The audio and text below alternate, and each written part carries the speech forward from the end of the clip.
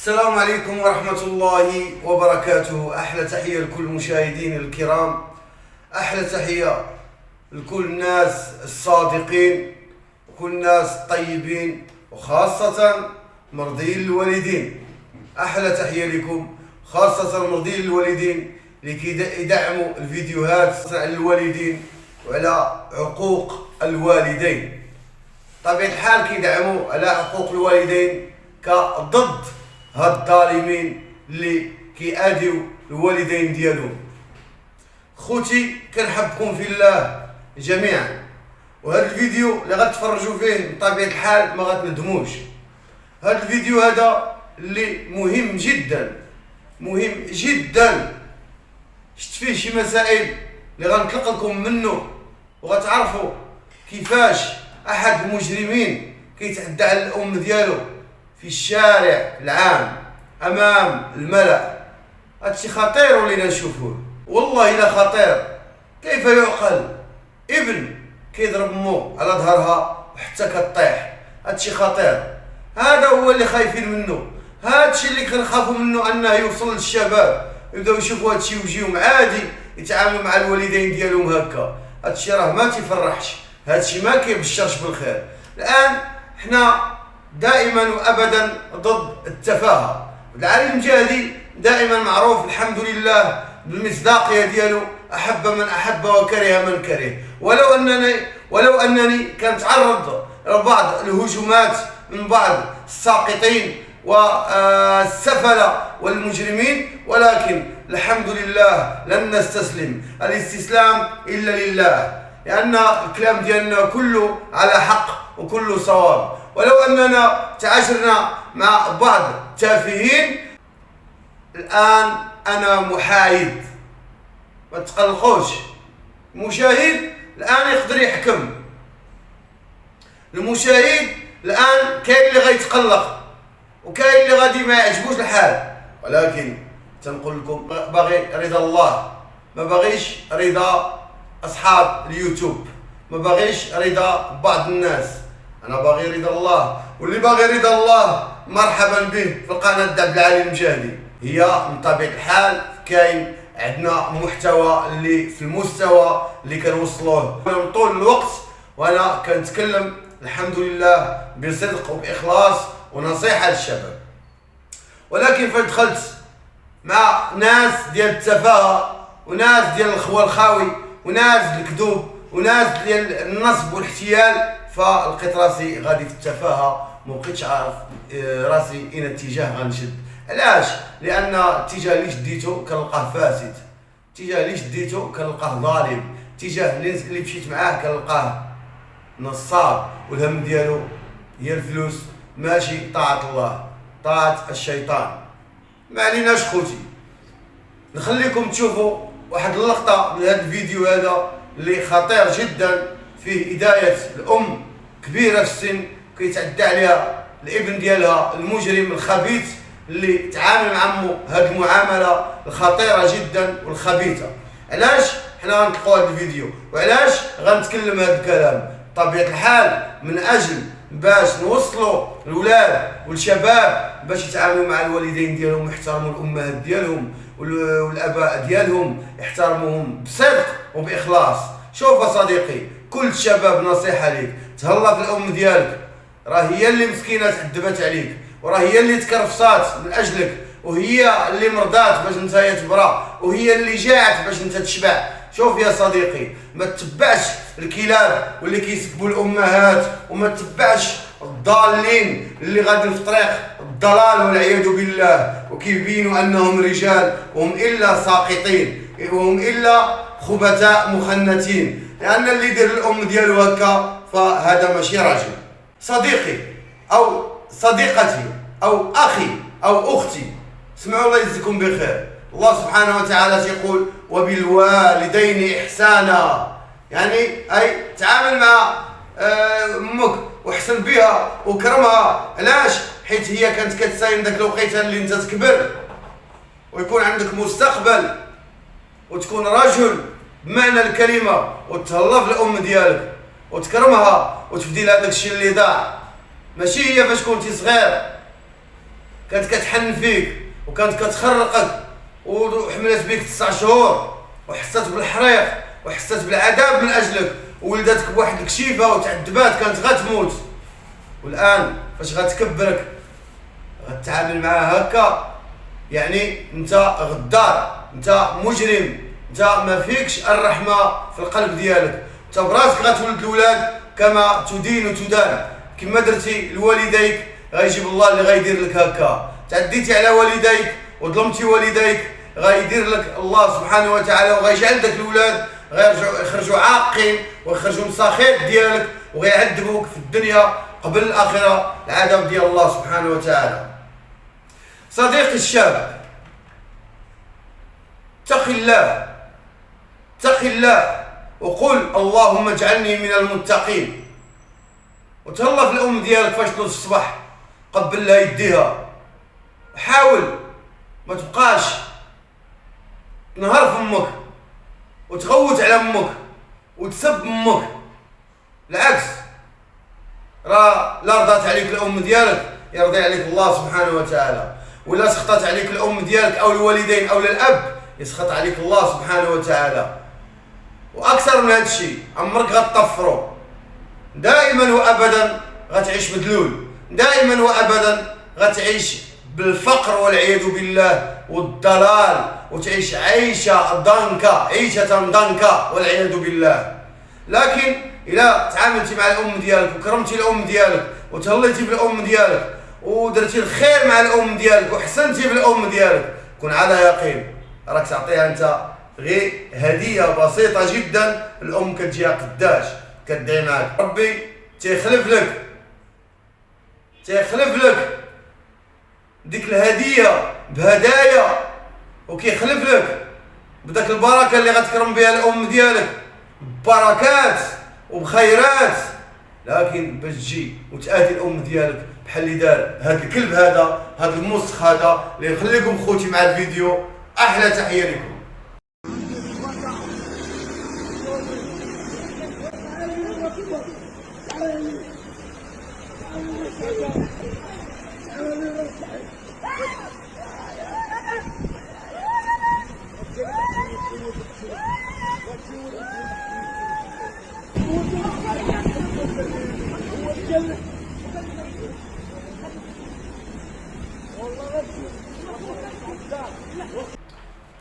شفتوا الفيديو خوتي؟ هذه مصيبة، هذه علامة الساعة نعيشها. كيف يعقل مرة في هذا السن هذا وكبيرة في السن وأم غادية في الشارع والولد ديالها تابعها ضربها لهنا ظهرها، ضربها لهنا عباد الله، وكيربب وكيسب الرب، سب الرب قال له وقفي استغفر الله وكملوا من عندكم في دماغكم. كيف يعقل ان الابن يتعامل مع الام ديالو هكا؟ واش ما كنعيشوش علامة الساعة؟ واش هادشي ماشي خطير؟ واش هادشي كيبشر بالخير؟ واش رب العالمين ما يغضبش على هذا القوم، على هاد الشباب اللي كيديروا هكا؟ غيغضب عليهم. ولهذا نبغي كل شيء يبارطاج معنا هذا الفيديو وكل شيء يوصلوا يعني للشباب كلهم باعلى مستوى، الشباب كلهم يشوفوا هذه المعامله اللي تعامل هذا العاق هذا المجرم مع الام ديالو. علاش؟ لان لا تعامل مع الام ديالو هكا وكانت الامور عاديه وما عيبناش حنا على هذا الشيء، راه غيكون هذا الشيء عادي عند الشباب. ولكن حنا كتذكير كعبد العالي المجاهدي عنده قناه وغيشوف هذه الحاله، راه غيتكلم على هذه الحاله وعلى كل حاله ظالمه، على كل حاله فاسده اللي كتظلم الامهات. اللي انا كتعرفوا انا ضد الظالمين اللي كيظلموا الامهات وضد اللي كيسبوا الوالدين وضد اللي كيقلوا العفه وكيخسروا الهضره، خاصه في القنوات او غير القنوات او مباشره. لو قدر الله انا كنقولها وكنت في هذه الحاله اللي دار هذا الام ديالو هكا، كنت نتدخل في الحقيقه وندير معاه شي حاجه اللي ما دارش، وهي انني نضربه وكنتحدى اي واحد يقول لي شي حاجه. شحال من واحد غادي يكون قلبه طايب يقول لي انت كتعنى بصحتك. لا، المؤمن القوي خير من المؤمن الضعيف. طبيعة الحال نتعنى بالصحه اللي عطاني الله سبحانه وتعالى ضد الظالمين. وضد الفاسدين وضد النصابة وضد المجرمين وضد القتالة وضد اللي كيغتصبوا الأطفال. طبيعة الحال نتكلم هذا الكلام عليهم، ومن طبيعة الحال حنا كما كنقولوش القانون فوقنا ونحترمه، ولكن تكون في ذاك الحالة بداك السرعة هكاك كمواطن مغربي وكتحب يعني جميع الامهات المغربيين وكتحب المغربيات وكتحب لهم الخير، من طبيعة الحال غادي تدخل، من طبيعة الحال هذيك ما غتشوف انت بحال الام ديالك. كثير من الامهات الحمد لله اللي وقفنا معاهم لوجه الله ولا داعي نقولوا شكون، ولكن من اجل باش قلت كدعم للشباب باش يوقفوا مع جميع الامهات. واخا ما تكونش امك في الشارع تشوف وقع على مشكل غيجريسيها شي واحد، غيظلمها شي واحد، غيسبها شي واحد، دفعها شي واحد، وقفوا معاها لانها خايله الام ديالك، خايله الام ديالك. انتم كتشوفوا هذا الام ديالو شوف كيفاش دار ليها، يعني كي غيدير الامهات اخرين، مو هاربه منه في الطريق هو تابعها، مو خايفه منه مسكينه هو تابعها. فين رقى الله عز وجل؟ ولا تنهرهما، فين رقى الله عز وجل؟ وقل لهما قولا طيبا او قولا كريما او قول جيد او قول كلام في المستوى تكرمهم. فين راه هادشي؟ الله وصانا بالوالدين باش نتعاملوا معاهم.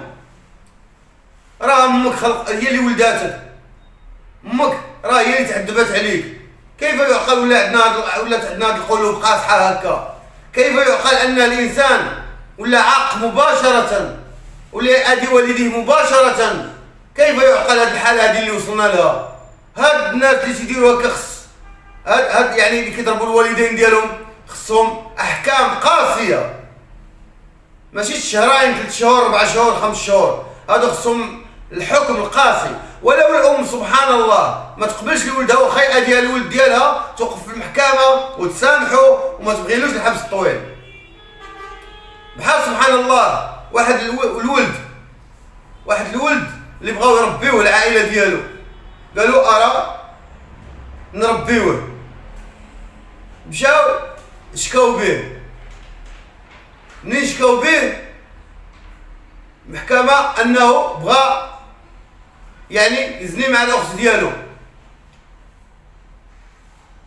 صدق غادي جنايات.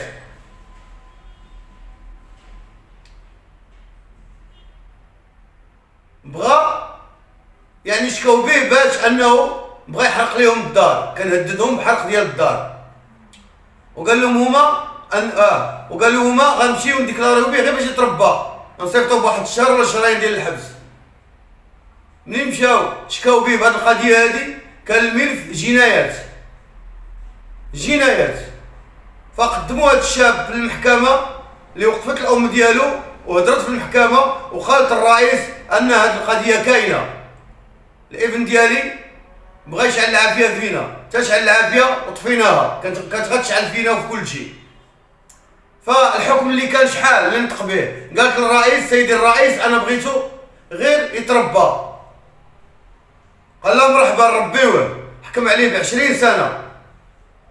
بقات كتضرب المراه في وجهها، قالت من ولدكمش غتعطيوه 20 سنه اضراب بالنار، 20 سنه من 16 سنه حتى ل 20 سنه، والدري مشى ب20 سنه ديال السجن.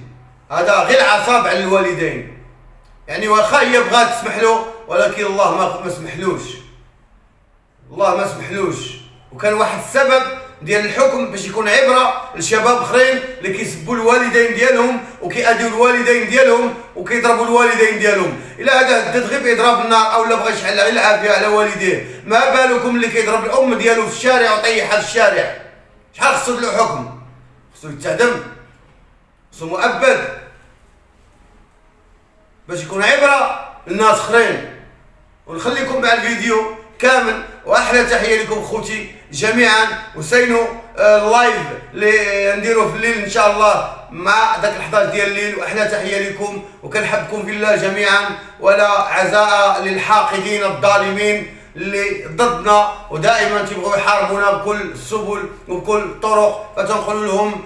ولهذا نبغي كل شيء يبارطاج معنا هذا الفيديو، وكل شيء يوصلوا يعني للشباب كلهم باعلى مستوى، الشباب كلهم يشوفوا هذه المعامله اللي تعامل هذا العاق هذا المجرم مع الام ديالو. علاش؟ لان لا تعامل مع الام ديالو هكا وكانت الامور عاديه وما عيبناش حنا على هذا الشيء، راه غيكون هذا الشيء عادي عند الشباب. يمكرون ويمكر الله والله خير الماكرين. سبحانك اللهم وبحمدك نشهد ان لا اله الا انت نستغفرك ونتوب اليك، والسلام عليكم ورحمه الله.